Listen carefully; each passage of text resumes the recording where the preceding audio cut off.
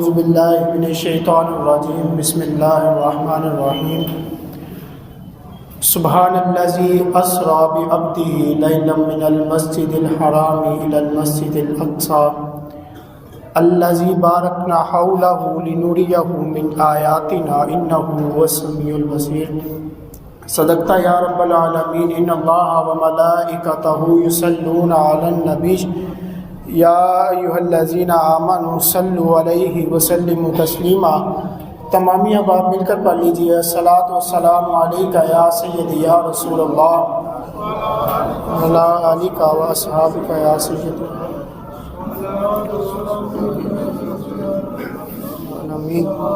وعلی آلک و اصحابک یا سیدی یا نور اللہ۔ میں نے آپ کے سامنے سورۃ بنی اسرائیل کی پہلی آیت مبارکہ تلاوت کی، جس کو آیت معراج بھی کہا جاتا ہے۔ اللہ تبارک و تعالی نے ارشاد فرمایا کہ سبحان الذی اسری، پاک ہے وہ ذات جس نے سیر کروائی، بعبدہ لیلا، اپنے بندہ خاص کو رات کے مختصر حصے میں۔ کہاں کی سیر کروائی؟ من المسجد الحرام الی المسجد الاقصی، مسجد حرام سے لے کر مسجد اقصی تک۔ پھر مسجد اقصی کے بارے میں اللہ تبارک و تعالی نے ارشاد فرمایا کہ الذی بارکنا حولہ، کہ وہ مسجد اقصی جس کے ارد گرد ہم نے برکتیں رکھی ہوئی ہیں۔ اب مفسرین یہاں پر ایک بات لکھتے ہیں کہ یوں تو جو برکت ہے وہ مسجد کے اندر پائی جاتی ہے، مسجد کے ارد گرد نہیں پائی جاتی، برکت مسجد کے اندر ہوتی ہے، لیکن مسجد اقصی کو رب تعالیٰ نے برکت والا، اس کے ارد گرد کو برکت والا اس لیے کہا۔ مفسرین لکھتے ہیں مسجد اقصی کے ارد گرد بہت سے انبیاء کے مزار ہیں، بہت سے انبیاء کی قبریں ہیں، تو اللہ تبارک و تعالیٰ انبیاء کی قبروں کو برکت والا کہہ رہا ہے۔ اسی لیے اللہ تعالیٰ نے ارشاد فرمایا کہ مسجد اقصی کے ارد گرد ہم نے برکتیں رکھی ہوئی ہیں۔ اب اللہ تبارک و تعالیٰ نے پیچھے فرمایا، بیان کیا کہ ہم نے اپنے بندہ خاص کو سیر کروائی اس لیے کہ نوریہ من آیاتنا، تاکہ ہم اپنے بندہ خاص کو اپنی نشانیاں دکھا سکیں۔ انہ هو السمیع البصیر، بے شک وہ بڑا ہی سننے والا اور بڑا ہی جاننے والا ہے۔ اب اس آیت مبارکہ میں اللہ تبارک و تعالیٰ نے یہ ارشاد فرمایا کہ اپنے بندہ خاص کو رات کے مختصر حصہ میں سیر کروائی۔ اب سوچنے والا انسان اگر سوچے کہ اللہ تبارک و تعالیٰ نے رات کے وقت سیر کروائی، رات کے وقت تو بڑا اندھیرا ہوتا ہے، نظر کم آتا ہے، اندھیرا ہی بہت زیادہ ہوتا ہے، اللہ تبارک و تعالیٰ دن کے وقت بھی تو سیر کروا سکتا تھا، رات کے وقت سیر کروائی، اندھیرے میں سیر کروائی، تو اس کا جواب اللہ تبارک و تعالیٰ نے آگے خود ہی دے دیا کہ انہ هو السمیع البصیر، کہ جو معراج کروا رہا ہے اور جس کو کروائی جا رہی ہے، بے شک وہ بڑا ہی سننے والا ہے اور بڑا ہی دیکھنے والا ہے۔ رب کو پتہ ہے جس کو معراج کروانی ہے وہ بڑا ہی دیکھنے والا ہے، اسی لیے رات کے مختصر حصے میں بھی کروا دی۔ اب معراج حضور صلی اللہ تعالیٰ علیہ وآلہ وسلم کا دوسرا بڑا معجزہ ہے۔ جو پہلا سب سے بڑا معجزہ حضور صلی اللہ تعالیٰ علیہ وآلہ وسلم کو عطا کیا گیا وہ معجزہ قرآن ہے۔ اس کے بعد جو دوسرا بڑا معجزہ ہے حضور کا وہ معراج ہے۔ معجزے کے بارے میں ایک بات ہمیں ذہن نشین کر لینی چاہیے، رکھنی چاہیے کہ اللہ تبارک و تعالیٰ کی یہ عادت رہی ہے کہ اللہ تبارک و تعالیٰ نے اپنے جس بھی نبی کو معجزہ عطا کیا ہے وہ اس کے دور کے تقاضے کے مطابق عطا کیا ہے۔ مثال کے طور پر حضرت داؤد علیہ السلام جب اس دنیا میں تشریف لائے تو وہ لوہے کی صنعت کا دور تھا، بڑے بڑے لوہے کے کاریگر موجود ہوتے تھے، اس دور میں پائے جاتے تھے۔ تو اللہ تبارک و تعالیٰ نے اپنے نبی کو یہ معجزہ دیا کہ حضرت داؤد علیہ السلام لوہے پر ہاتھ رکھتے تھے یا لوہے کو ہاتھ میں پکڑتے تھے تو لوہا روئی کی طرح نرم ہو جاتا تھا، اور جس بھی شکل میں آپ اس کو تبدیل کرنا چاہتے تھے وہ اس شکل میں اس کو تبدیل کر لیا کرتے تھے۔ باقی لوگ آگ میں لوہے کو ڈالتے، بٹی میں ڈال کر گرم کرتے، اس کے بعد مشقت محنت کے بعد اس کو کسی شکل میں تبدیل کرتے تھے، لیکن اللہ تعالیٰ نے اپنے نبی کو یہ معجزہ دیا کہ وہ ہاتھ لگاتے تھے، جس شکل میں تبدیل کرنا چاہتے تھے اس کو کر لیتے تھے۔ تو حضرت داؤد علیہ السلام کو جو معجزہ دیا وہ ان کے دور کے تقاضے کے مطابق دیا۔ پھر حضرت موسیٰ علیہ السلام جب اس دنیا میں تشریف لائے تو وہ فن جادوگری کے عروج کا دور تھا، لوگ طرح طرح کے جادو کر کے دکھاتے تھے، تو اللہ تبارک و تعالیٰ نے موسیٰ علیہ السلام کو بھی معجزہ دور کے تقاضے کے مطابق دیا۔ اللہ تبارک و تعالیٰ نے حضرت موسیٰ علیہ السلام کو ایک عصا دیا۔ اب وہ عصا یہ ہے کہ کبھی جب اس کا دل کرتا ہے وہ بڑا ہو جاتا ہے، جب دل کرتا ہے عصا چھوٹا ہو جاتا ہے۔ جب موسیٰ علیہ السلام کا دل کرتا ہے آپ اس عصا کے ذریعے بکریاں بھی چرھا لیتے ہیں، کہیں جا رہے ہوں آگے پتے آ جائیں تو آپ ان پتوں کو اس عصا کے ذریعے سائڈ پہ بھی کر لیتے ہیں۔ اور کبھی حضرت موسیٰ علیہ السلام کا دل کرتا ہے تو آپ اس عصا کو کھڑا کرتے ہیں اور کھڑا کر کے بغیر کسی اور سہارے کے کھڑا کر دیتے ہیں، اس کے ساتھ ٹیک لگاتے ہیں اور آپ آرام بھی فرما لیتے ہیں۔ اور کبھی حضرت موسیٰ علیہ السلام رات کے وقت جب آپ آرام فرماتے ہیں تو وہ عصا پہرے دار بن کر پہرے داری کرتا ہے، حضرت موسیٰ علیہ السلام کی حفاظت کرتا ہے۔ اور کبھی جادوگر منوں اور ٹنوں کے حساب سے رسیاں پھینکتے ہیں، وہ عصا جو ہے ایک بڑا سا اژدہا بن جاتا ہے، اس منوں اور ٹنوں کی تعداد میں جو رسیاں ہوتی ہیں ان کو کھا لیتا ہے۔ ان کے کھانے کے بعد وہ عصا جو اژدہا بنا ہوتا ہے وہ واپس عصا کی شکل میں واپس آ جاتا ہے۔ نہ ہی اس کا جو سائز ہے نہ اس کی سائز میں فرق پڑتا ہے، جتنی اس کی لمبائی تھی عصا کی لمبائی واپس اتنی ہی ہو جاتی ہے، اور جتنی اس کی چوڑائی پہلے تھی اتنی ہی چوڑائی اس کی ہو جاتی ہے، اور نہ ہی اس کے وزن پر فرق پڑتا ہے۔ تو اللہ تبارک و تعالیٰ نے حضرت موسیٰ علیہ السلام کو یہ معجزہ عطا کیا آپ کے دور کے تقاضے کے مطابق۔ اس کے بعد حضرت عیسیٰ علیہ السلام جب اس دنیا میں تشریف لائے تو فن طب کے عروج کا دور تھا، اور جو طب یونان تھے وہ انہوں نے ہر طرح کی بیماری کا علاج ڈھونڈ لیا ہوا تھا، ہر طرح کی بیماری کا علاج ان کے پاس موجود تھا۔ دنیا میں کوئی بھی بیماری ہوتی تھی طب یونان اس کا علاج کر لیتے تھے، لیکن 3 بیماریاں دنیا میں ایسی تھی جن کا علاج طب یونان بھی کر نہیں پاتے تھے، پوری دنیا میں نہیں تھا ہوتا، طب یونان بھی اس کا علاج نہیں کر پاتے تھے۔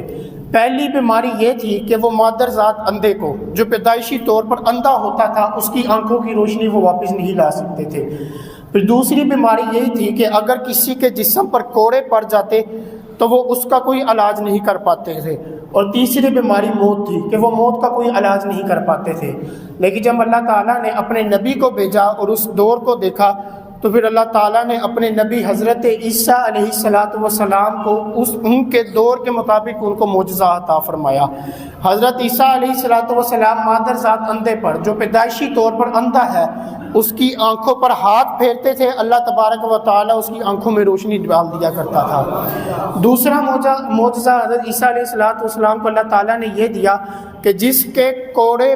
کے جسم پر کوڑے پڑے ہوتے تھے حضرت عیسیٰ علیہ السلام اس کے جسم پر ہاتھ پھیرتے تھے، اس کے جسم کے کوڑے ختم ہو جاتے تھے۔ اور تیسرا جو سب سے بڑی بیماری تھی، موت کا کوئی علاج نہیں تھا، تو اللہ تبارک و تعالیٰ نے اپنے نبی کو یہ معجزہ دیا کہ حضرت عیسیٰ علیہ السلام کسی بھی مردے کو ٹھوکر مارتے تھے وہ مردہ اٹھ کھڑا ہو جاتا تھا اور اٹھ کر کلام کرنے لگ جاتا تھا۔ تو اللہ تبارک و تعالیٰ نے حضرت عیسیٰ علیہ السلام کو بھی جو معجزہ دیا وہ ان کے دور کے تقاضے کے مطابق دیا۔ اللہ تبارک و تعالیٰ کا یہی معمول رہا کہ اللہ تعالیٰ نے جس نبی کو جو معجزہ بھی دیا اس کے دور کے تقاضے کے مطابق دیا۔ اگر لوگ اس چیز کے قائل تھے، اس چیز کے عادی تھے کہ وہ بڑے بڑے پتھروں سے، بڑے بڑے پہاڑوں سے چیزیں تراش لیا کرتے تھے، تو اللہ تبارک و تعالیٰ نے حضرت صالح علیہ السلام کو یہ معجزہ دیا کہ حضرت صالح علیہ السلام نے ایک پہاڑ سے، ایک پتھر سے زندہ اونٹنی نکال دی باہر۔ تو حضرت صالح علیہ السلام کو بھی اللہ تعالیٰ نے معجزہ ان کے دور کے تقاضے کے مطابق ہی دیا۔ پھر جب باری آئی آپ کے اور میرے آقا و مولا صلی اللہ تعالیٰ علیہ وآلہ وسلم کی، جب حضور صلی اللہ تعالیٰ علیہ وآلہ وسلم اس دنیا میں مبعوث ہوئے، حضور صلی اللہ تعالیٰ علیہ وآلہ وسلم تشریف لائے، تو وہ زبان و بیان کے عروج کا دور تھا۔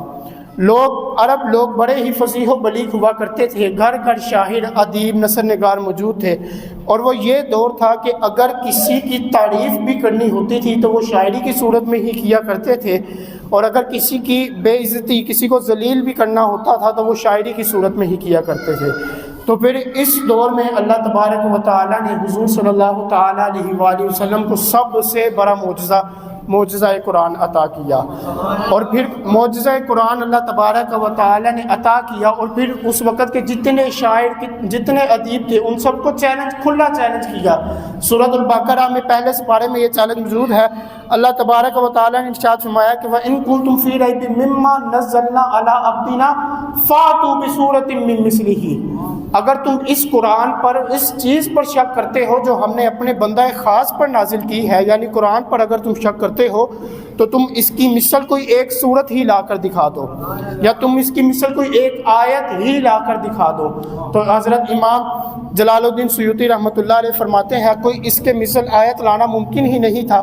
کوئی ایک آیت کوئی ایک صورت اس کی مثل لا ہی نہیں سکتا تھا۔ اور حضرت امام جلال الدین سیوطی رحمۃ اللہ علیہ فرماتے ہیں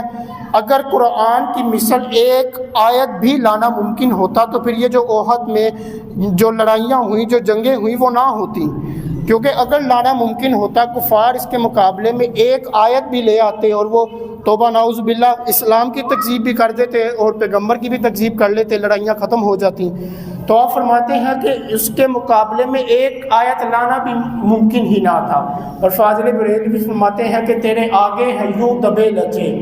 اللہ تبارک و تعالیٰ نے ایسا معجزہ حضور صلی اللہ تعالیٰ علیہ وآلہ وسلم کو عطا کر دیا کہ تیرے آگے ہے یوں دبے لچے فصحا، عرب کے بڑے بڑے، جو بڑے بڑے بھی عرب کے شاعر تھے وہ بھی خاموش ہو گئے جب اللہ تعالیٰ نے قرآن مجید نازل ہو رہا تھا، جب اللہ تعالیٰ نے سورۃ الکوثر کو نازل کیا تو اس دور میں سورۃ الکوثر کو تختی پر لکھا گیا اور کعبے کی دیوار کے ساتھ لٹکا دیا گیا، کیونکہ عربوں کا یہ طریقہ تھا کہ ان کے دور میں جو سب سے بڑا شعر ہوا کرتا تھا وہ اس کو تختی پر لکھ کر کعبے کی دیوار کے ساتھ لٹکا دیا کرتے تھے۔ جب سورۃ الکوثر کو لکھ کر کعبے کی دیوار کے ساتھ لٹکا دیا گیا تو بڑے بڑے شاعروں نے، بڑے بڑے جتنے وہاں فصیح و بلیغ شاعر تھے، تمام نے اپنے شعر یہ کہہ کر اتار لیے کہ خدا کی قسم اس سے بڑا کوئی شعر ہو ہی نہیں سکتا، اللہ کی قسم یہ کسی رب کی قسم یہ کسی بندے کا کلام ہو ہی نہیں سکتا۔ تمام کے تمام شاعروں نے یہ اپنے شعر کہہ کر اتار دیے تھے۔ تو فاضل بریلوی فرماتے ہیں کہ تیرے آگے ہیں یوں دبے لچے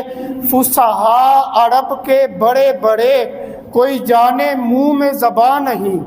کوئی جانے منہ میں زبان نہیں، بلکہ نہیں جسم میں جان ہی نہیں۔ اب کس کی اتنی ہمت، کس میں اتنی جرأت کہ وہ قرآن کے مقابلے میں ایک آیت بھی لائے، تو اس کے مقابلے میں ایک آیت بھی لانا ممکن نہ تھا۔ اب یہ تو تھا حضور صلی اللہ تعالیٰ علیہ وآلہ وسلم کا ظاہری زمانہ۔ اب چونکہ زمانہ سارا حضور کا ہے اور قیامت تک آنے والا زمانہ میرے حضور کا ہے، تو رب کو معلوم تھا قیامت تک جو آنے والا زمانہ ہوگا، قیامت کے قریب کا زمانہ میرے محبوب کا زمانہ ہی ہوگا۔ اس میں لوگ یہ دعویٰ کریں گے کہ انہوں نے چاند پر قدم رکھا ہے، وہ چاند پر گئے ہیں۔ تو اللہ تبارک و تعالیٰ نے اس کے مطابق اپنے محبوب صلی اللہ تعالیٰ علیہ وآلہ وسلم کو یہ معجزہ عطا کیا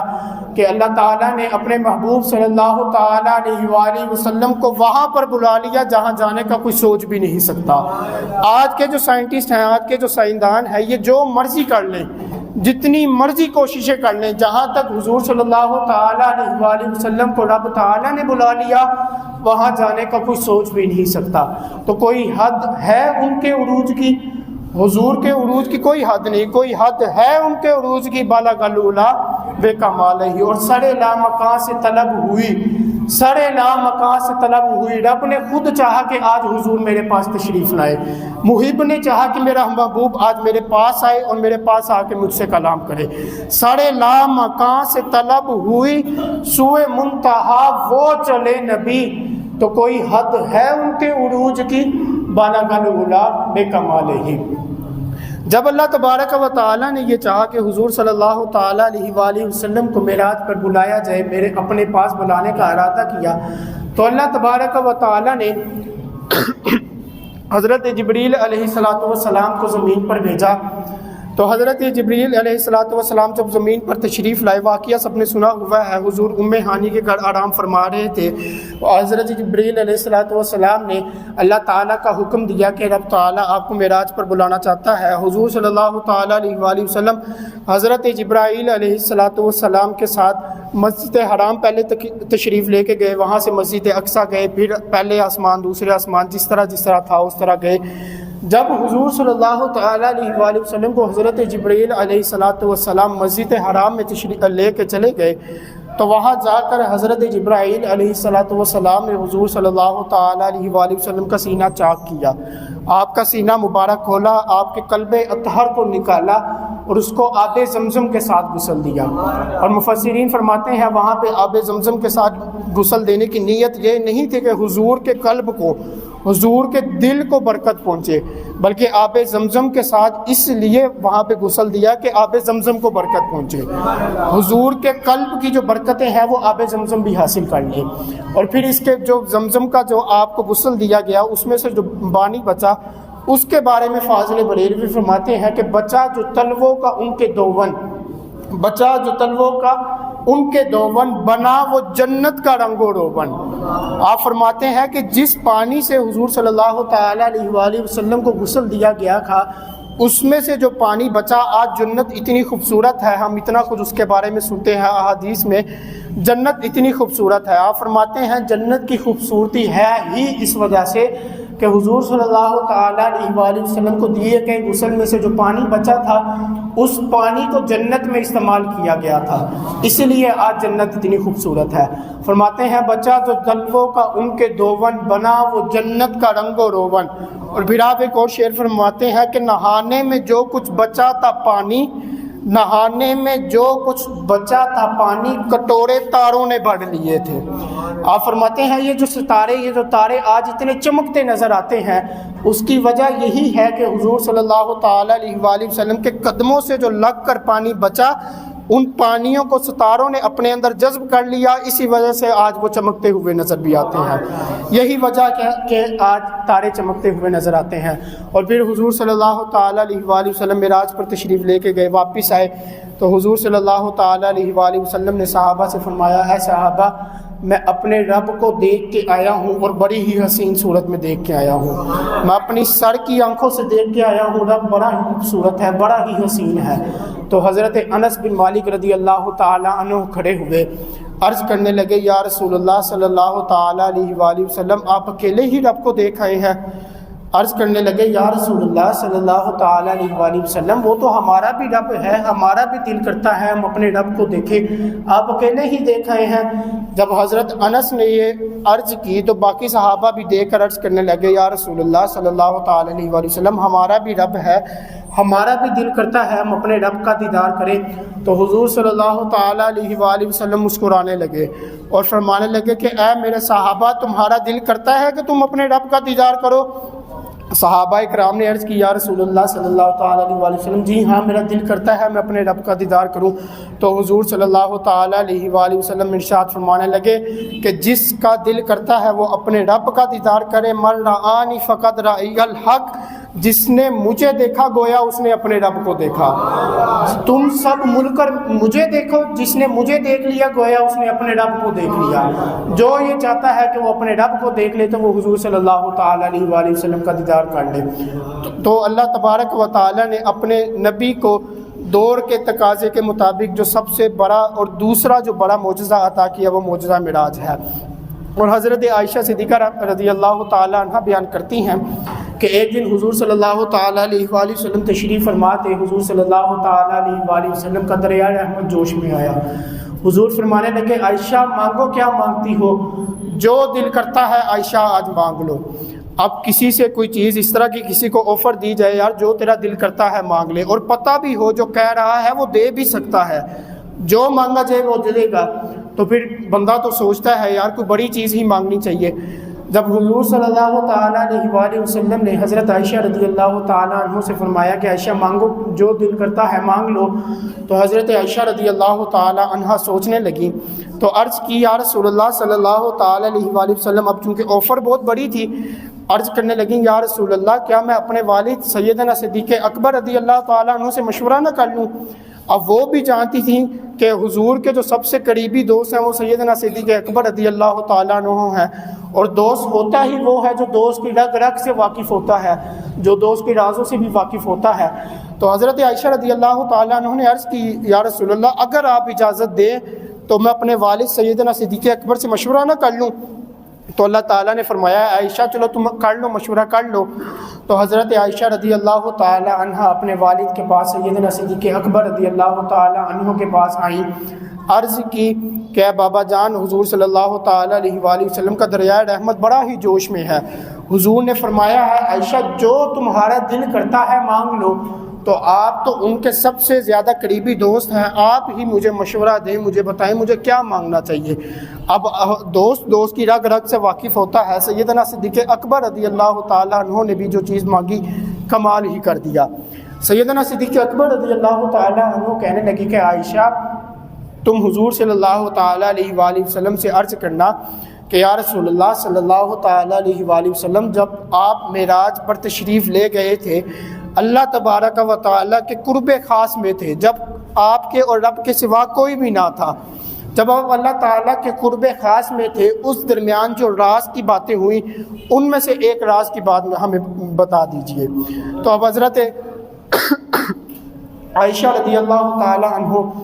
یہی سوال لے کر رضی اللہ تعالیٰ عنہ آپ یہی سوال لے کر حضور صلی اللہ تعالیٰ علیہ وآلہ وسلم کی خدمت میں حاضر ہوئیں۔ حضور صلی اللہ تعالیٰ علیہ وآلہ وسلم نے پوچھا عائشہ بتاؤ مشورہ کر لیا؟ عرض کرنے لگیں جی حضور مشورہ کر لیا ہے۔ تو حضور صلی اللہ تعالیٰ علیہ وآلہ وسلم نے فرمایا عائشہ مانگو، کیا مانگتی ہو، کیا مشورہ کر کے آئی ہو، کیا مانگتی ہو؟ تو حضرت عائشہ رضی اللہ تعالیٰ عنہ عرض کرنے لگیں یا رسول اللہ صلی اللہ تعالیٰ علیہ وآلہ وسلم، جب آپ معراج پر تشریف لے گئے تھے، اللہ تعالیٰ کے قرب خاص میں تھے، اس درمیان جو آپ کے اور رب کے درمیان جو راز کی باتیں ہوئیں ان میں سے ایک راز کی بات بتا دیجئے۔ تو حضور صلی اللہ تعالیٰ علیہ وآلہ وسلم حضرت عائشہ کا سوال سن کر مسکرانے لگ گئے، شاید اسی لیے کہ سیدنا صدیق اکبر رضی اللہ تعالیٰ عنہ کی سوچ تو دیکھو کہ سوچ آپ کی کیا، سوال بھی پوچھا تو کیا پوچھا۔ تو حضور صلی اللہ تعالیٰ علیہ وآلہ وسلم مسکرانے لگے، اور شاید اس لیے بھی کہ پوچھ جو راز لیا ہے، اگر راز بتا دیتا ہوں تو پھر وہ راز نہیں رہتا، لیکن وعدہ بھی کیا ہوا ہے جو مانگو گے دیا جائے گا۔ تو حضور صلی اللہ تعالیٰ علیہ وآلہ وسلم ارشاد فرمانے لگے کہ اے عائشہ، معراج کی رات خاص باتوں میں سے، راز کی باتوں میں سے اللہ تبارک و تعالیٰ نے ایک راز کی بات یہ بھی کی تھی کہ اے محبوب، آپ کی امت میں سے جو شخص کسی دوسرے شخص کا ٹوٹا ہوا دل جوڑے گا تو مجھ پر لازم ہے کہ میں قیامت والے دن بغیر حساب کتاب کے اس کی بخشش فرما دوں گا، بغیر حساب کتاب کے اس کو جنت میں داخل کر دوں گا۔ اب سیدہ عائشہ رضی اللہ تعالیٰ عنہ بہت ہی خوشی ہوئی کہ یار بخشش کا بہانہ ہاتھ لگ گیا ہے، بخشش کا بہانہ مل گیا ہے۔ آپ بھاگیں، دوڑتے دوڑتے اپنے والد حضرت سیدنا صدیق اکبر رضی اللہ تعالی عنہ کی خدمت میں پہنچی، جا کے عرض کی کہ حضور صلی اللہ تعالی علیہ وآلہ وسلم نے یہ راز کی بات ارشاد فرمائی ہے۔ تو سیدنا صدیق اکبر، اب چاہیے یہ تھا اتنی بڑی بات تھی، سن کے ہنسنے لگ جاتے، مسکرانے لگ جاتے، خوش ہوتے، لیکن سیدنا صدیق اکبر رضی اللہ تعالی عنہ نے جب یہ بات سنی تو صدیق اکبر رضی اللہ تعالی عنہ کی آنکھوں میں آنسو آ گئے اور آپ زور و گدار رونے لگ گئے۔ تو حضرت عائشہ رضی اللہ تعالیٰ عنہ نے پوچھا ابا جان کیا معاملہ ہے، بخشش کا اتنا بڑا بہانہ ہاتھ لگا ہے، آپ کو تو خوش ہونا چاہیے اور بہت ہی زیادہ خوش ہونا چاہیے، تو آپ رونے کیوں لگ گئے ہیں؟ تو حضرت سیدنا صدیق اکبر رضی اللہ تعالیٰ عنہ ارشاد فرمانے لگے کہ اللہ تبارک و تعالیٰ نے ارشاد فرمایا ہے کہ جو شخص کسی شخص کے ٹوٹے ہوئے دل کو جوڑے گا اس پر جنت واجب ہے۔ تو میں یہ بات سوچ کر خوف زدہ ہو گیا ہوں، یہ بات سوچ کر رونے لگ گیا ہوں کہ اگر کوئی شخص کسی کا جڑا ہوا دل توڑ دے گا تو اس پر تو جہنم کا عذاب واجب کر دیا جائے گا، اس پر تو جہنم بھی واجب کر دی جائے گی۔ آج اگر ہم معراج النبی صلی اللہ تعالیٰ علیہ وآلہ وسلم منانے بیٹھے ہیں تو ہمیں اس بات پر غور کرنا چاہیے کہ ہم ذرا سی بات پر لوگوں کے دل نہیں توڑ دیتے، چھوٹی سی بات ہوتی ہے لیکن اپنی منوانے کے لیے ہم لوگوں کے دل توڑ دیتے ہیں۔ اور زیادہ یہاں پہ نوجوان بچے بیٹھے ہوئے ہیں، آپ غور کریں کہ جب اپنے دوستوں کے درمیان بیٹھے ہوتے ہیں بڑی محفل میں ذرا سی بات سے اپنے کسی دوست کو بے عزت نہیں کر دیتے۔ آج کے دور میں ذرا سی بات میں اپنے دوستوں کو جگت لگا کر اس کو بے عزت نہیں کرنے لگ جاتے، اس کا دل نہیں توڑ دیتے۔ تو اس فرمان پر بھی غور کریں۔ حضور صلی اللہ تعالیٰ علیہ وآلہ وسلم نے ارشاد فرمایا اللہ تعالیٰ فرماتا ہے کہ جو شخص کسی شخص کا ٹوٹا ہوا دل جوڑے گا اللہ تبارک و تعالیٰ اس پر اپنی جنت کو واجب کر دے گا۔ تو اللہ تبارک و تعالیٰ کی بارگاہ میں دعا ہے اللہ تبارک و تعالیٰ ہمیں اس پر عمل کرنے کی توفیق عطا فرمائے، اللہ تبارک و تعالیٰ ہمیں اس رات کی برکتیں لوٹنے کی توفیق عطا فرمائے۔ وآخر دعوانا ان الحمد للہ رب العالمین۔